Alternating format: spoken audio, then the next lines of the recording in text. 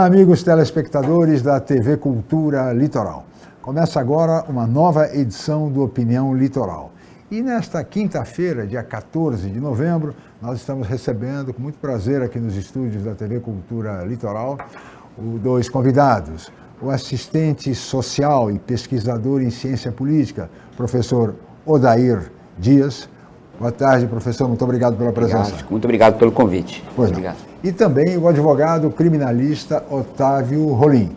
Doutor Otávio, muito obrigado pela sua presença. Boa tarde. Muito obrigado, Chico. Parabéns pelo programa e conte conosco. Muito bem. Muito obrigado a ambos. E vamos começar o programa tratando de um tema absolutamente relevante. O fato de ontem à noite, aquele episódio lamentável que terminou com uma tragédia de umas explosões ali na Praça dos Três Poderes contra o Supremo Tribunal Federal, feita por um cidadão que levou algumas bombas e lançou essas bombas e depois acabou se jogando em cima delas e vindo a falecer em razão desse episódio. Temos aí algumas imagens, inclusive, no momento das explosões que ocorreram em Brasília, né?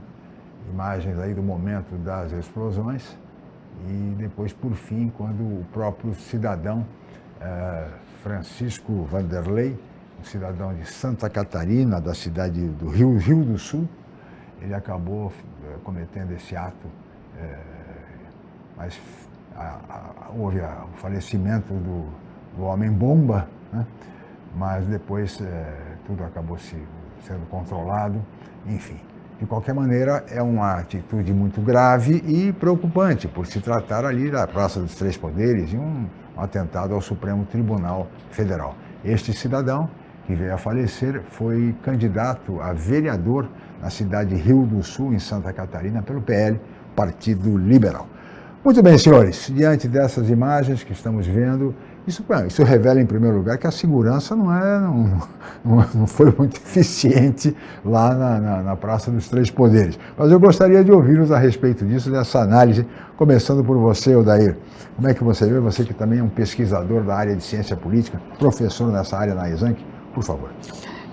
Mais uma vez, bom dia. Obrigado, Chico, pelo convite. Esse fato, né, é importante que a gente entenda que esse fato não pode ser tratado como um fato isolado, né? Ele não começa e acaba em si mesmo. Com esse discurso de polarização, né, de extremismo, a gente vê um processo de ascensão de setores da extrema-direita que eles acabam ganhando organicidade, né? Eles sempre existiram, essas pessoas, mas eles não tinham um processo de organicidade. E o aumento desse discurso, né, da defesa dessa concepção de mundo, né, de sociedade, acaba levando a esse tipo de extremismo, né, e acaba capturando algumas pessoas. Quando a gente vê, por exemplo, o perfil desse cidadão, né, do Francisco Vanderlei, a gente vê que ele visitou, inclusive, o gabinete de um deputado do Republicanos, ex-PL, né, que o recebeu, disse que conhecia há muitos anos e percebeu que ele não estava bem emocionalmente. Então, já é uma tendência, né, a aderir a esse discurso extremista, nesse sentido, e o que ocasionou que junta com esse processo dos problemas emocionais, acaba acontecendo a captura, né.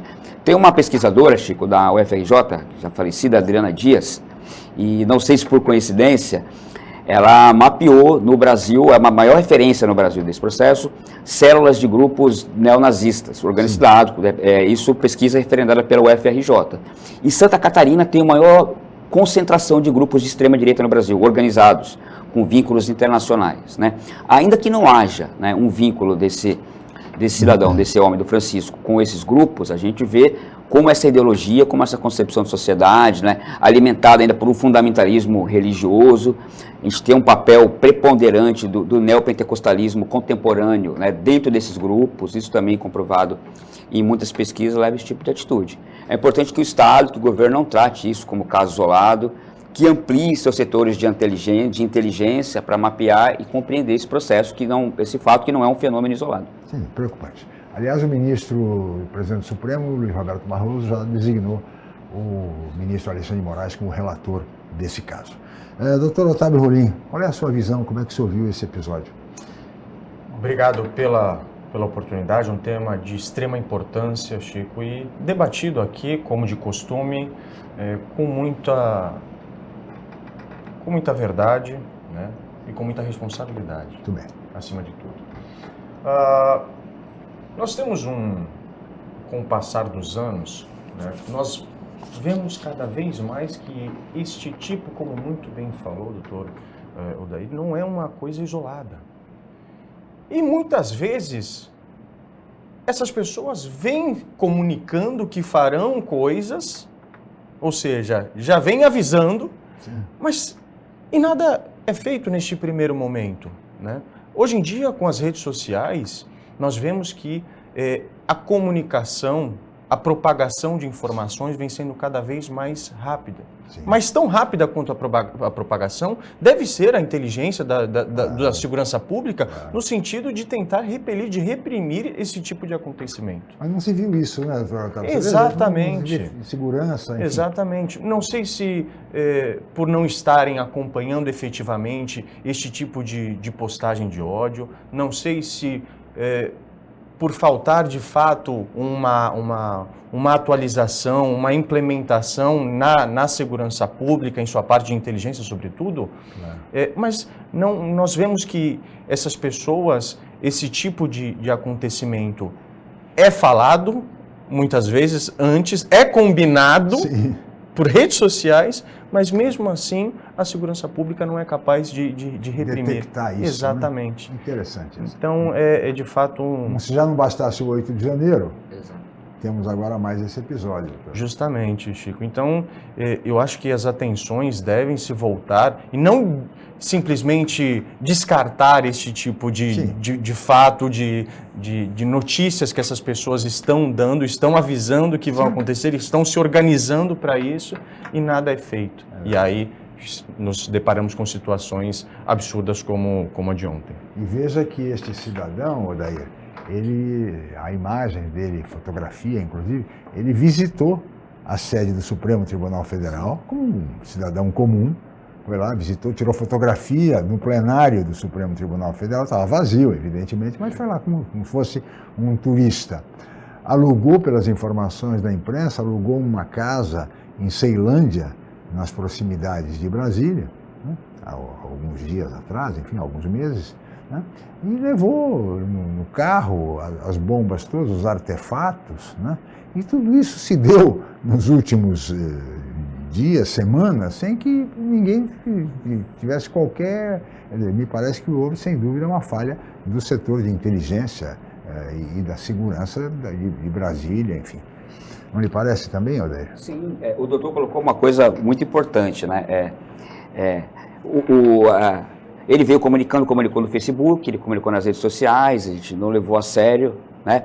E é importante que a gente entenda, a gente acaba caricaturizando essas pessoas. Parecia uma coisa caricata, no primeiro momento parecia que não, é mais um maluco, né? E nós não podemos estar nesse discurso de que o cara é maluco, né? Como você falou, ele planejou, ele avisou, ele planejou, ele alugou uma casa, ele comprou os artefatos para fazer a bomba, ele aprendeu a fazer a bomba, né? Ele foi antes no STF para verificar onde ele podia explodir, no carro dele, né? Passou pelas rodovias, era de Santa Catarina, ele passou pelas rodovias, a não ser que ele tenha comprado isso em Brasília, né? Quem vende, né? Porque não é só o fogo de artifício, né? Quem vende isso? Como vende? Claro. Né? Então, assim, tem uma série de erros da regulamentação de quem vende esse produto, da fiscalização, da polícia rodoviária, que em nenhum momento abordou. Claro, também não dá para adivinhar, eu entendo isso, mas ele alugou uma casa, ele planejou. Então, assim, é preciso atuar com inteligência e, mais uma vez, não encarar como fato isolado. A gente viu isso em outros momentos do Brasil. Isso me lembrou da bomba do Rio Centro, na ditadura militar, onde a bomba também explodiu no colo dos militares. Né? Foi um ato desastrado, né? Como esse agora. Né? Se esse senhor tivesse mais habilidade com o estudo, o desastre teria sido muito maior. Muito maior, claro. Né? O risco, sem dúvida nenhuma, houve, claro, uma falha, e fica aí a pergunta para que o Ministério da Justiça e de Segurança Pública, sob o comando do ministro Ricardo Lewandowski, que tome as providências devidas no sentido da investigação. Não, doutor? Por meio da Polícia Federal, provavelmente, não? Com certeza. Nesse primeiro momento foi designado o ministro Alexandre de Moraes para tomar a frente deste inquérito, representando o Poder Judiciário, justamente pelo fato de que há um entendimento que não se trata de uma situação isolada e existe, de certa forma, um vínculo com os fatos de 8 de janeiro.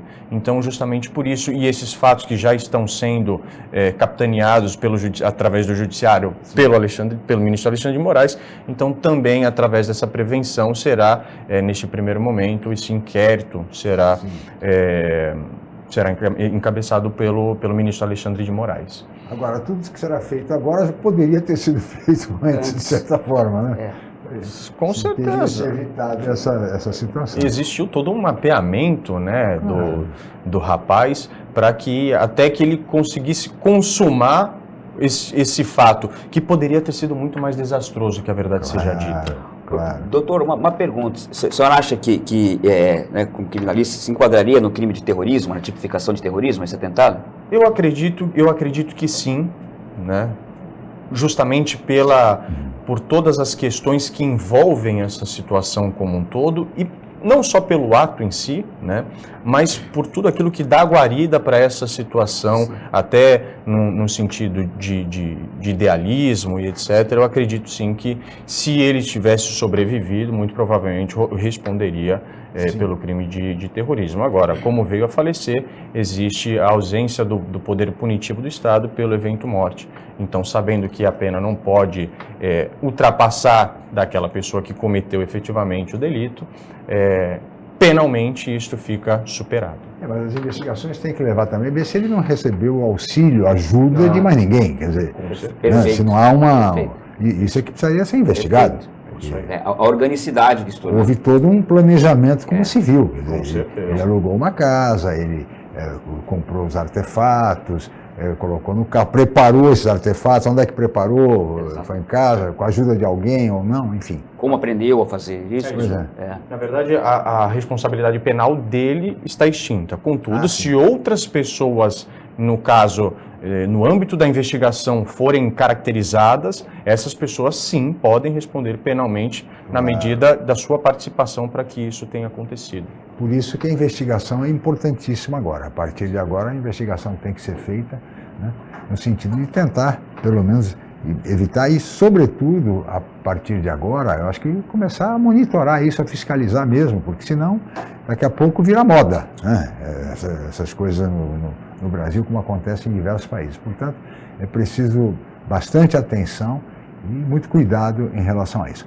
Nós vamos fazer agora, senhores, um rápido intervalo, mas nós continuaremos com esse tema. Tem até uma manifestação do ex-presidente Jair Bolsonaro a respeito desse episódio. Nós vamos ver tudo isso mais no próximo bloco. Nós vamos para um rápido intervalo, peço a licença de ambos, e voltaremos em seguida com Opinião Litoral.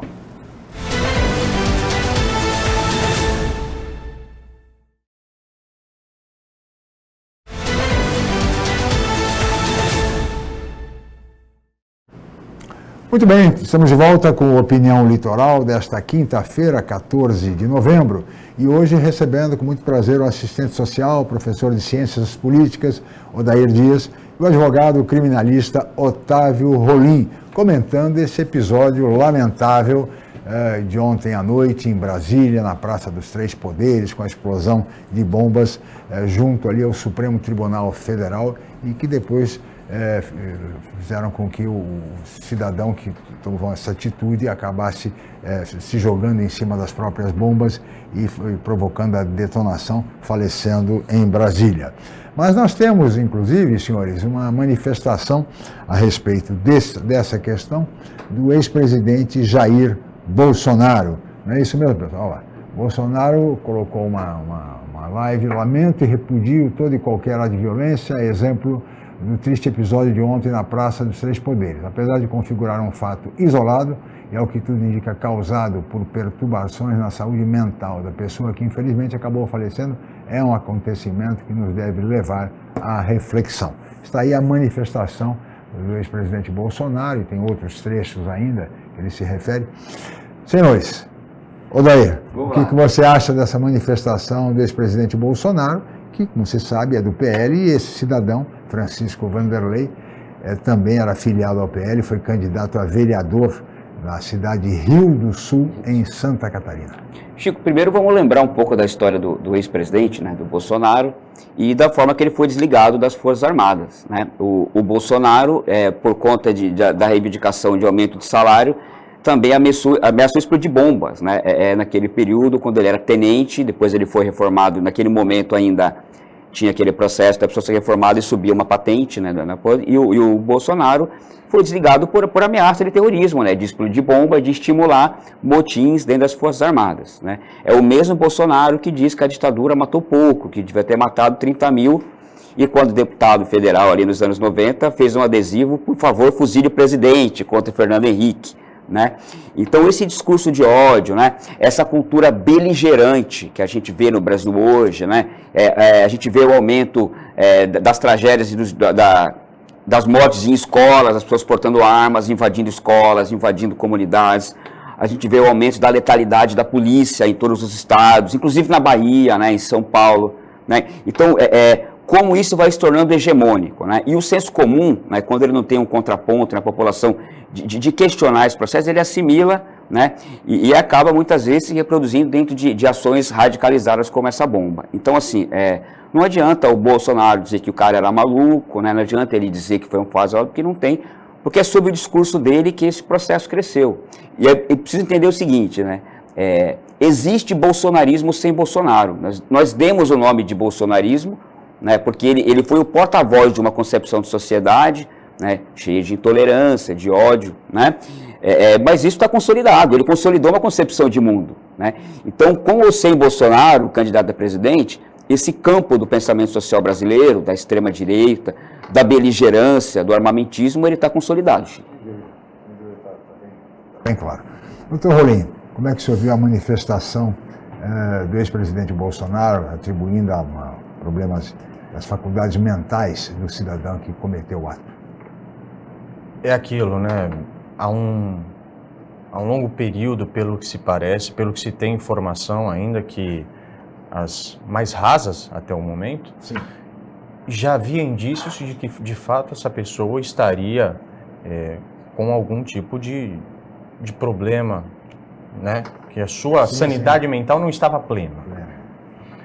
E já haviam, ou seja, ele já havia demonstrado isso, mas acabou sendo desprezado. Ninguém levou a sério, né? Ninguém acabou levando a sério, como falou o Odair, talvez levassem ele de uma maneira até caricata, sim, quando na verdade ali existia sim um problema, existia sim ele estava sofrendo, sua saúde mental estava debilitada até que chegasse a essa situação extrema. Não se sabe ainda se foi única e tão somente por essa situação mental, por essa debilidade dele naquele momento, ou se tiveram outros fatores externos que também corroboraram para que isso acontecesse e que ele fosse unicamente a ponta do iceberg, a válvula para que aquilo acontecesse, para que isso chegasse. Então, evidentemente que isso só vamos concluir através do desenvolver das investigações, sim, mas é evidente que o ex-presidente Jair Bolsonaro vai manter um posicionamento que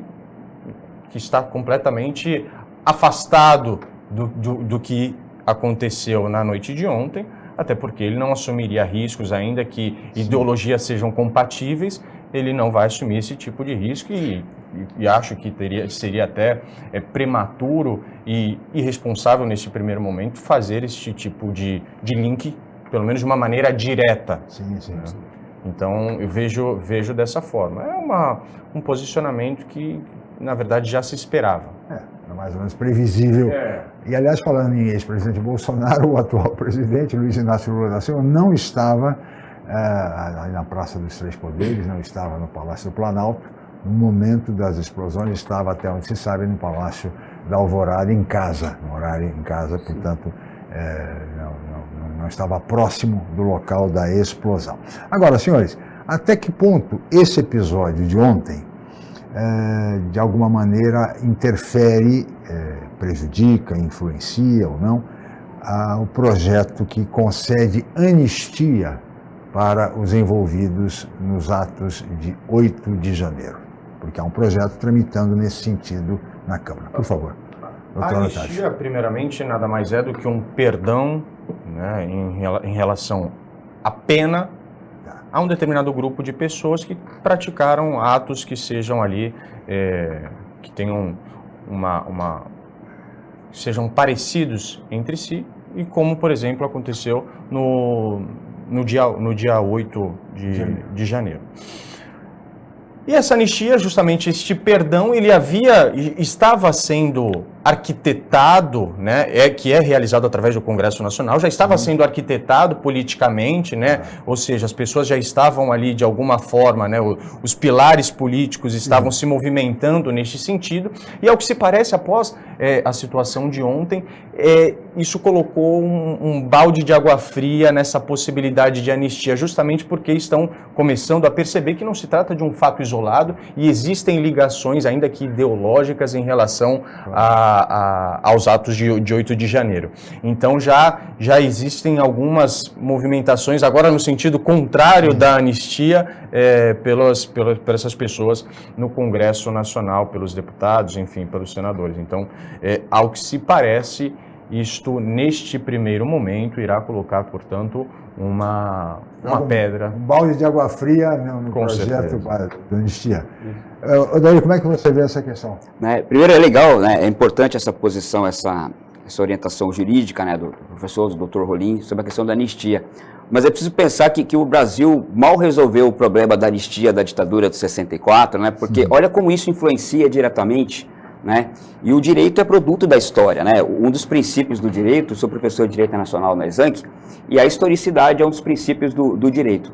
Então, por exemplo, essa anistia, que aconteceu em 64, né, total e restrita, como a gente conhece ela, né, não puniu os torturadores e os assassinos do Estado ali, né, que fizeram as torturas, né, que capturaram, que desapareceram com corpos, né, porque isso deu margem, né, para extensão e para uma concepção equivocada de alguns personagens desse processo, como, por exemplo, o Coronel Ustra, né, que até a sua morte aí foi a grande inspiração aí de muitos dos extremistas que hoje estão, inclusive, lotados no Partido Liberal, né? Então, assim, se esses torturadores, naquele momento, tivessem sido punidos, né, se aquela anistia, né, como fez a Argentina, né, como fizeram os países da América Latina, como começa a fazer o Chile recentemente, punir os torturadores daquele momento, a concepção de anistia seria outra e essa discussão teria um outro rumo. O Walter Benjamin, né, da Escola de Frankfurt, ele tem um livro chamado Tese sobre o Conceito de História. E o que ele fala? O passado, Chico, é sempre um porvir, né? Se a gente, dentro da historicidade, a gente reconstrói uma visão do passado, e, por exemplo, diz, a ditadura foi uma coisa legal, foi uma coisa boa, a construção do futuro se dá na base da nova percepção do passado. Então, o que diz o Walter Benjamin? O passado é sempre um porvir, né? Então, eu acredito que a princípio deve impactar a anistia, porque, embora não haja um vínculo direto, ela é consequência de um processo histórico que está se construindo a partir dele, né? E se a gente não estancar esse processo agora, se a gente não utilizar, né, o direito, né, na perspectiva de reverter esse processo vai se radicalizar e a situação vai ficar bem mais crítica, né? Eu acho que monitorar, né, de forma coercitiva, né, e punir com rigor qualquer tipo de ato terrorista hoje. Sem dúvida. E a questão, doutor Rolim, da inelegibilidade do ex-presidente Bolsonaro, que é claro, sabe-se perfeitamente que setores políticos trabalham no sentido de fazer com que ele volte a se tornar candidato, enfim, até mesmo daqui a 2 anos. O senhor acha que, do ponto de vista, em relação a isso, a questão da inelegibilidade continua do mesmo jeito? Agrava até essa possibilidade?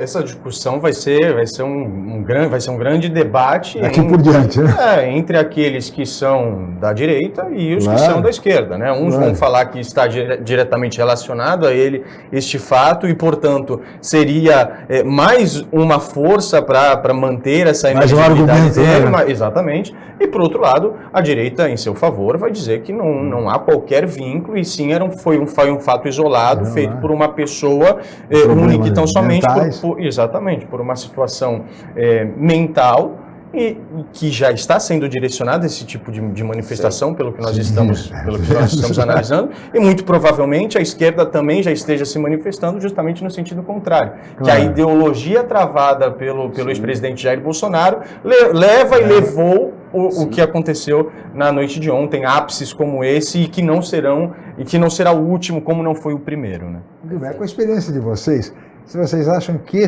um ato como esse pode ganhar, crescer no Brasil, podemos ter situações parecidas daqui por diante?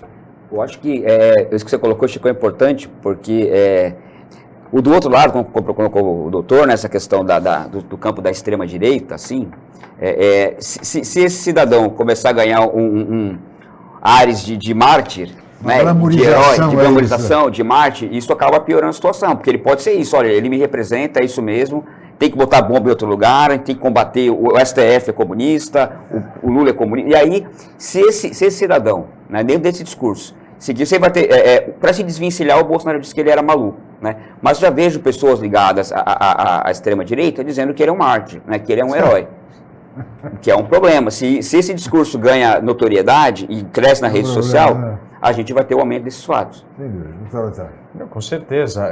Nós temos hoje a rede social que é o maior propagador de informações muitas vezes verdadeiras, mas tantas outras falsas e que muitas vezes acabam alimentando ódios e sentimentos negativos nas pessoas que, por uma falta de informação, falta de interesse, falta de querer saber do que realmente se trata, acabam alimentando um verdadeiro monstro, né? E isso acaba, como muito bem falou o Odair, pode ser que nós comecemos a ver as pessoas idolatrando este rapaz de ontem e tantos outros, por verem essa idolatria, querem fazer igual, buscando a idolatria igual. Né? É um risco. É um risco muito grande. Muito bem, senhores, eu vou pedir a licença de ambos, nós vamos para mais um rápido intervalo e voltaremos em seguida com a Opinião Litoral.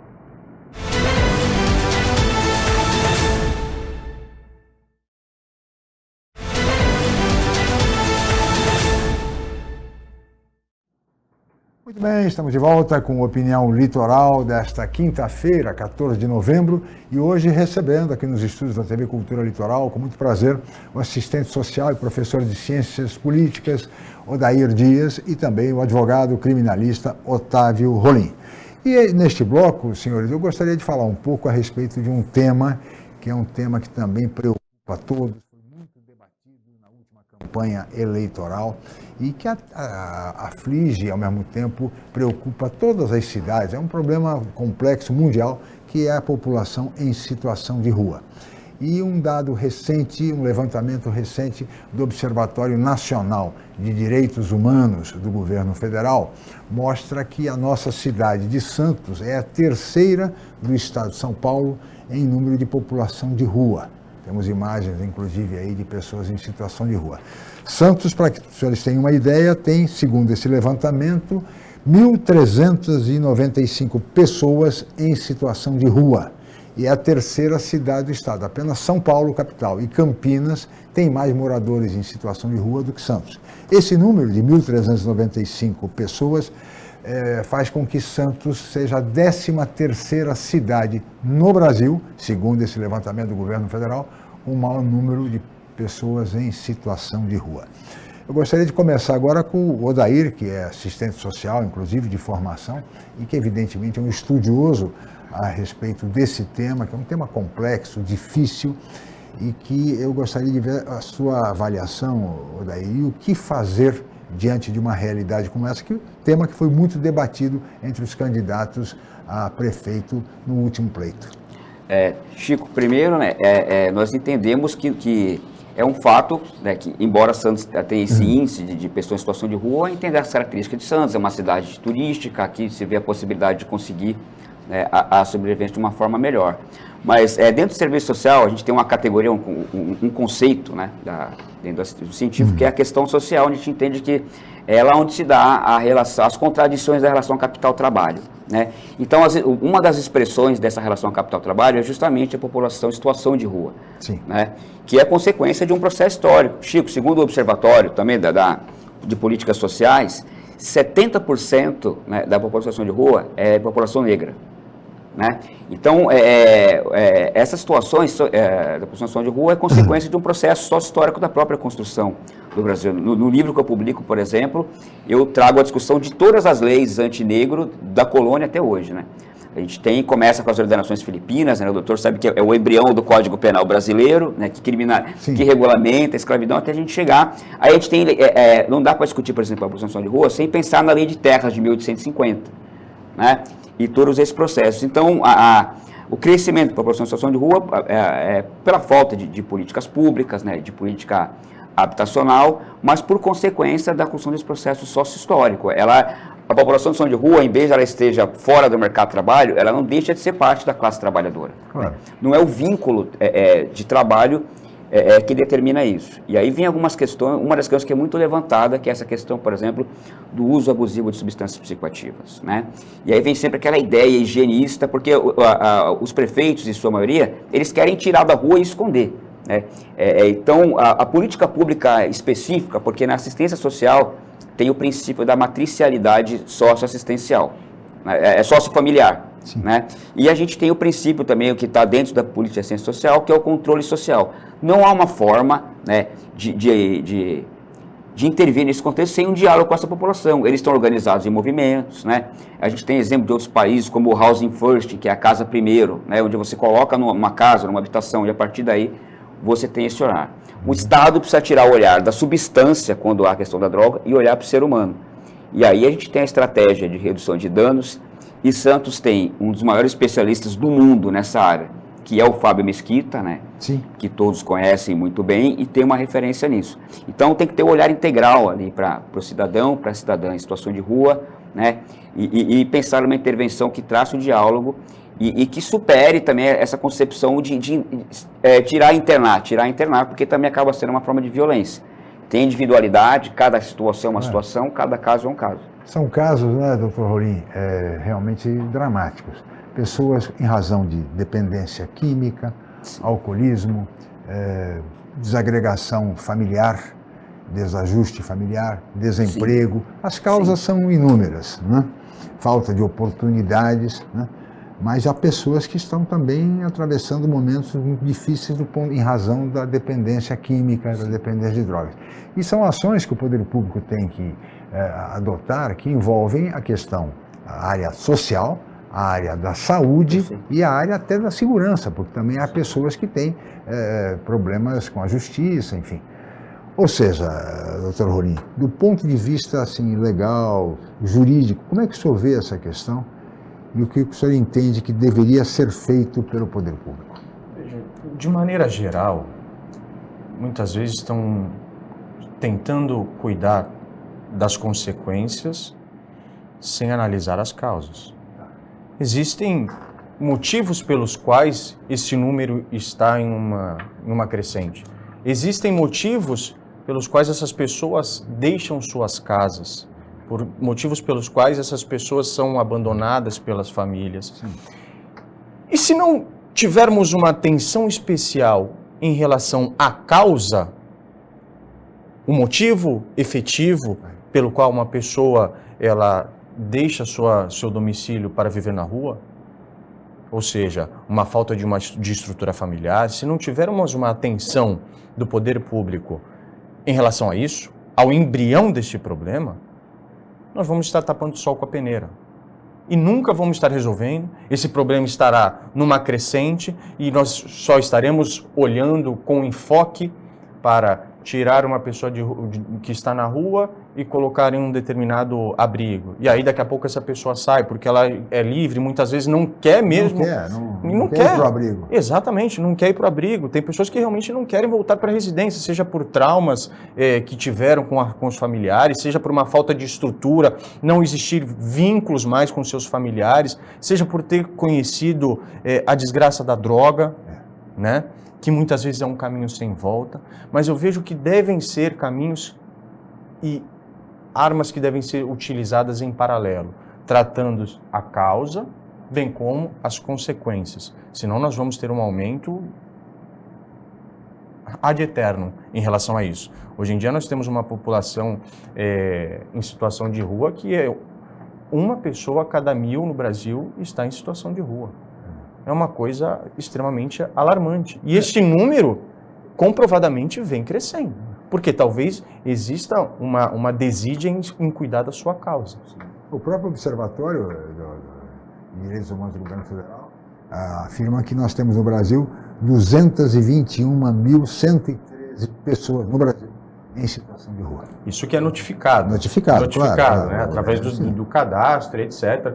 Inclusive, o próprio Supremo Tribunal Federal teve que intervir nessa situação, porque eram essas informações estavam extremamente defasadas, aí através da DPF 976 do STF, uma liminar, eles deram 120 dias para que o poder público prestasse essas informações atualizadas para que se pudesse ter uma base e daí sim traçar políticas públicas nesse sentido. Sem dúvida nenhuma. Na área, agora, essa questão, o poder público investe em chamadas casas-abrigo, Sim.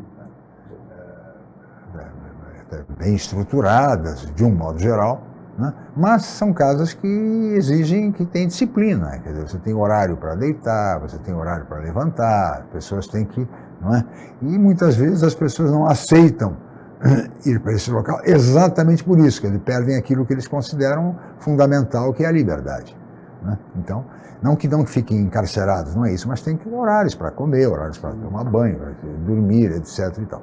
E até mesmo o poder público criou condições para aqueles que têm seus cachorrinhos, seus pets, tem até um canil para levar seus pets e tal, mas a ausência de vínculo impede que o morador de rua, muitas vezes, aceite essa oferta do poder público. Existem algumas estratégias, que a gente estava conversando antes do programa, sobre a questão do vínculo, por exemplo, né? Tem um programa de saúde que vem do governo federal que as prefeituras pouco implementam, que é o consultório na rua. Sim. Então, assim, criar um vínculo com a pessoa em situação de rua, né? Isso é uma fragilidade, vulnerabilidade, com a presença da guarda municipal, com aquele coletinho lá, isso é muito complicado. O consultório na rua, o consultório de rua, que é um programa do governo, ele é extremamente eficiente nesse sentido, porque você vai através a questão do uso, por exemplo, abusivo de álcool e drogas, ele é um problema de saúde pública e não de segurança pública. Né? O tráfico é um problema da segurança pública, o consumo é um problema de saúde pública. Né? Então o consultório na rua ele é muito eficiente. E a estratégia de redução de danos, por exemplo, que foi utilizada durante bastante tempo lá na região conhecida como Cracolândia, que, aliás, é uma região que é alvo de grande especulação imobiliária, muita gente interessada naquela área, inclusive o Elon Musk, né? Por isso hoje ela está tão discutida nesse sentido. Mas a redução de danos, ela olha para a pessoa em situação de rua em sua integral, né? É o seu João, que torce para o Santos, que foi casado, que gosta de samba, que estudou, até tal, sabe assim? Então, tem que tirar o olhar da substância e olhar para a pessoa. E repensar a estratégia de construir esse vínculo, né?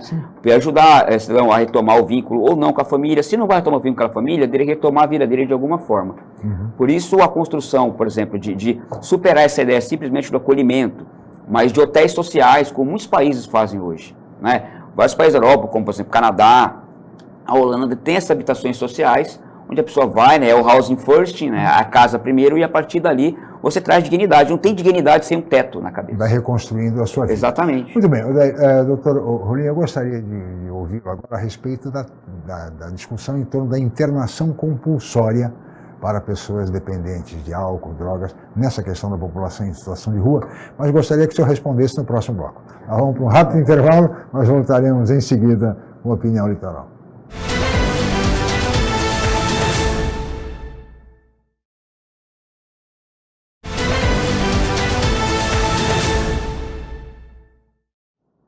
Muito bem, estamos de volta com Opinião Litoral e agora vamos para o último bloco do programa desta quinta-feira, 14 de novembro, e que recebe hoje, com muito prazer, o assistente social, professor de Ciências Políticas, Odair Dias, e o advogado criminalista Otávio Rolim. No bloco anterior, doutor Otávio, deixei uma pergunta para o senhor a respeito dessa questão, que é polêmica, da internação compulsória, internação involuntária também, com relação à população em situação de rua que está ali no limite por razões de dependência química, dependência de drogas, de álcool, e que até corre riscos de vida se permanecerem na rua. Como é que o senhor vê, do ponto de vista legal, essa questão da chamada internação compulsória? Na verdade, nós temos uma distinção, né, em relação a terminologias, porque a internação compulsória é aquela que é determinada pelo juiz, né, quando a pessoa representa um risco à saúde pública de maneira geral, um risco à sociedade. E aí, ficando muito claro aquilo, o juiz pode, a pedido do Ministério Público, enfim, decretar, então, que essa pessoa seja compulsoriamente internada. E existe a internação involuntária, que é aquela realizada pelo familiar da pessoa que é um dependente químico, que está sofrendo com as mazelas do vício em drogas. Então, são situações distintas, né? Existe a reforma da lei de psiquiatria que fala justamente que é 90 dias que essa pessoa pode ficar compulsoriamente internada, né? Devendo, então, existir laudos que comprovem a necessidade da manutenção ou não dessa internação compulsória, né? Mas a grande discussão é em relação à liberdade, se essa pessoa estaria sendo um risco somente para ela, e aí o Estado não poderia intervir, ou se ela, em virtude, em detrimento do seu próprio vício, estaria colocando a sociedade, aí nós temos que analisar direitos como a sociedade sendo protegida como um bem maior do que essa liberdade individual que poderia colocar em risco o sossego, a paz e a ordem pública em relação a eventuais atitudes tomadas por esta pessoa. Muito bem, mas aí o poder público esbarra numa outra dificuldade, Odair, doutor Otávio, que é a falta de locais adequados para a internação involuntária. Eu não tenho certeza que diversas famílias que têm, enfim, essa infelicidade de ter um ente nas ruas, dependente de substâncias psicoativas, queiram que esse ente seja tratado. E imagino até que tem um interesse na internação involuntária. Mas aí o poder público também não oferece espaços na área de saúde, hospitalares, em número suficiente para tanto. Tipo, você tocou num assunto que ele é extremamente sensível nesse sentido, né? Nós tivemos nos últimos anos, e é só ver as denúncias na internet, por exemplo, do crescimento de comunidades terapêuticas, muitas delas mantidas por organizações religiosas. Sim. Qual é a grande questão nesse sentido? Não tem base científica, né? E durante o governo anterior, o Bolsonaro chegaram a receber recurso, né, essas comunidades terapêuticas. Qual o grande problema das comunidades terapêuticas? Não tem equipe técnica de referência, né? Você não tem um médico, muitas delas não tem um psicólogo, né? Não tem um assistente social, não tem os educadores ali devidamente qualificados, né, no trato com a pessoa que é dependente química. Então, assim, é um problema. A gente vê uma série de clínicas de maus tratos nesses dependentes, a gente já viu mortes, né, por conta de espancamento, né, nesse sentido. Então, tem que tomar um cuidado, é muito grande, como você falou. Então, assim, combater e exigir. Agora, se a igreja, se a instituição religiosa quiser fazer uma modalidade terapêutica na cura pela fé com o dinheiro dela, aí, e for uma opção do paciente, tranquilo. O que não pode é receber dinheiro público, né, para oferecer um tratamento numa perspectiva de fé religiosa, sem base científica, sem uma equipe técnica minimamente qualificada. Sim. E o que você colocou, existe uma ausência enorme de locais qualificados que consigam olhar para esse cidadão para além da substância. Ele não é a cocaína, ele não é o crack, né? Ele tem nome, sobrenome, teve uma história, tem uma família, trabalhar a retomada do vínculo. Porque a internação compulsória, ela muitas vezes não funciona, a eficácia dela é muito baixa, porque você interna, como o doutor falou, lá os 90 dias, ele volta para o mesmo lugar, para os mesmos problemas, com as mesmas mazelas, com o mesmo ponto de venda de droga, e você estanca o vínculo ali. Então, o referenciamento em uma política pública e social contínua é importante. O cara saiu de lá, agora vamos para o CRAS, né, vamos acessar os direitos que tem, vamos pensar numa capacitação para o emprego, vamos retomar o vínculo com a família, isso é muito importante também. Não, sem dúvida nenhuma. Doutor Otávio, é uma situação extremamente difícil, porque não há locais. E os locais que são oferecidos, de um modo geral, se forem particulares, são caríssimos. E as pessoas não têm essa condição. Quer dizer, teria que ser um espaço público para atender a essas pessoas que requisitassem a internação involuntária. Exatamente. Porque também nada adianta nós começarmos a querer essas pessoas fora da sociedade e colocar em lugares insalubres que realmente não haverá um tratamento efetivo daquele problema que ela está ultrapassando, que está passando.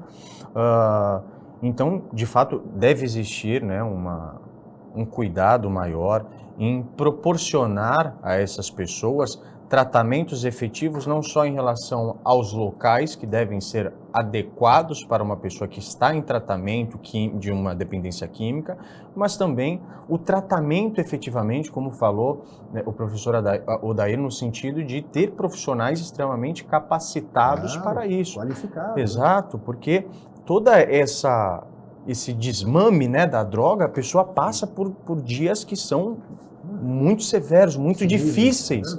E se não tiver profissionais capacitados tecnicamente e psicologicamente também para lidar com aquele tipo de situação, automaticamente aquele tratamento vai por água abaixo. E aquela pessoa volta, talvez com mais anseio de consumir a droga, e aí sabe-se lá onde que vai parar.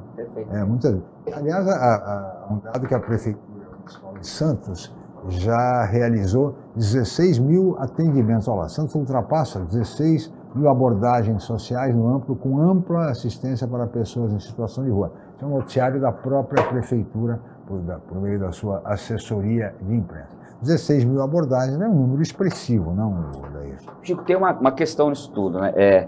E aí vem aquela questão da estatística, da ciência social, né? E qual é o resultado disso? Né? Porque você tem que repensar o seguinte, pode fazer 20 mil abordagens, mas como é essa abordagem?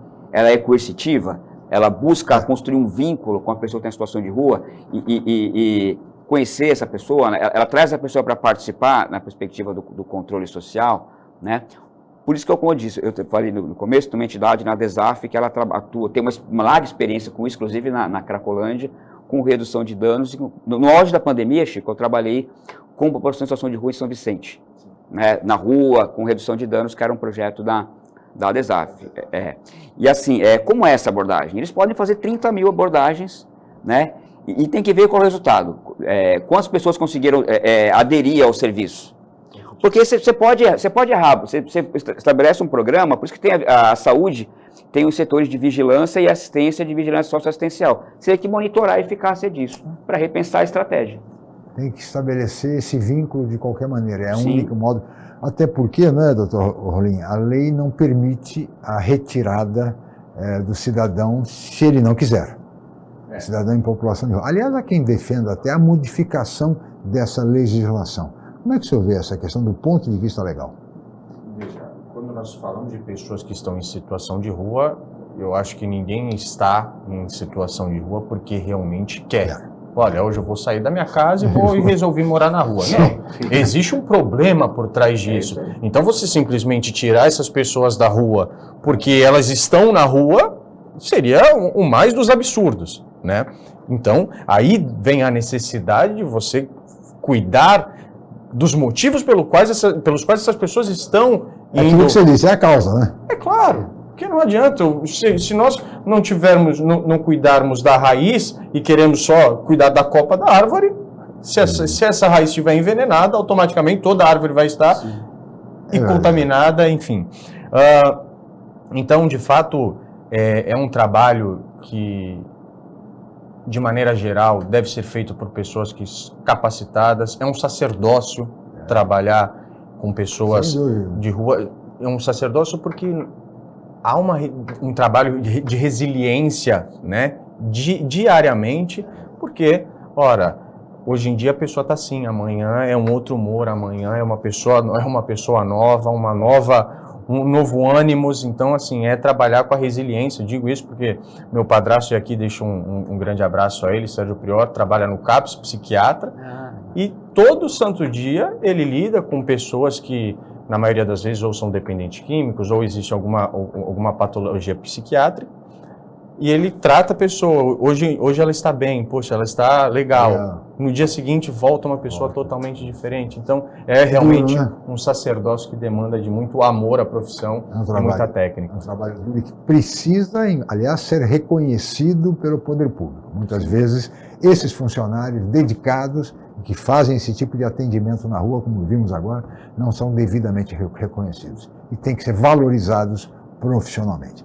Senhores, olha, nós teríamos muito mais a conversar. Os temas que tratamos hoje, as pautas extensíssimas, mas nós temos também limitações de tempo e vamos chegando ao final. Queria agradecer muito a presença dos nossos convidados. Odair, muito obrigado. Obrigado pelo convite, sigo à disposição. Muito obrigado. Muito bem. Odair Dias, assistente social e professor de Ciências Políticas. Dr. Otávio Rolim, advogado criminalista, muito obrigado pela sua participação. Obrigado, Chico. Parabéns pela sensível abordagem em relação a temas tão importantes, não só em relação à nossa cidade, mas à nossa sociedade como um todo.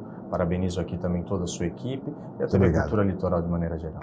Muito obrigado a ambos os nossos convidados do programa de hoje.